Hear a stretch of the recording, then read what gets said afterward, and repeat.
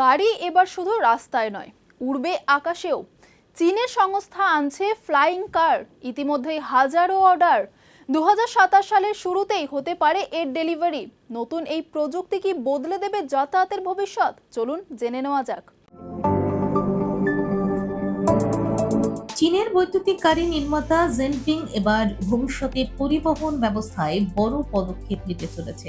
সংস্থাটি জানিয়েছে তারা 2027 সালের মধ্যে তাদের ফ্লাইং কার বা উড়ন্ত গাড়ি বাজারে সরবরাহ শুরু করতে চায়।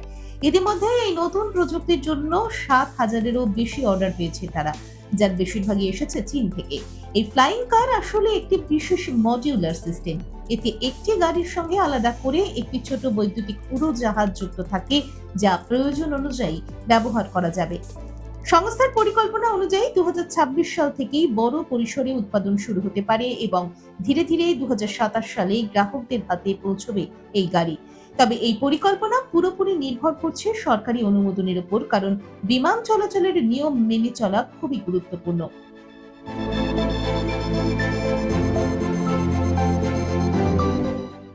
শুধু উড়ন্ত গাড়িই নয়, জেনপিং আরো বড় পরিকল্পনা করছে। তারা 2026 সালের শেষের দিকে মানব সদৃশ রোবট উৎপাদন শুরু করতে চায়।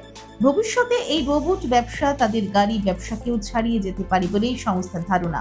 এছাড়াও কোম্পানি এই বছর চীনের গুয়াংজু শহরে রোবো ট্যাক্সি পরীক্ষাও শুরু করবে। ভবিষ্যতে এই পরিষেবা বিশ্ব জুড়ে ছড়িয়ে দেওয়ার পরিকল্পনা রয়েছে।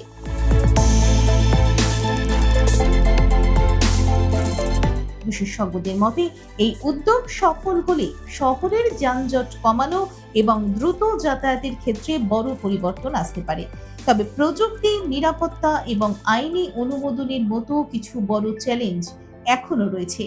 সব মিলিয়ে জিনপিং এর এই পরিকল্পনা দেখাচ্ছে যে ভবিষ্যতের পরিবহন ব্যবস্থা কতটা দ্রুত বদলাচ্ছে, যেখানে গাড়ি শুধু রাস্তায় নয়, আকাশেও চলবে। দেখুন এই সময়ের তথ্য ও চিত্র প্রতিদিন রাত 9টায় ও সকাল 8টায় শুধুমাত্র চ্যানেল 1-এ।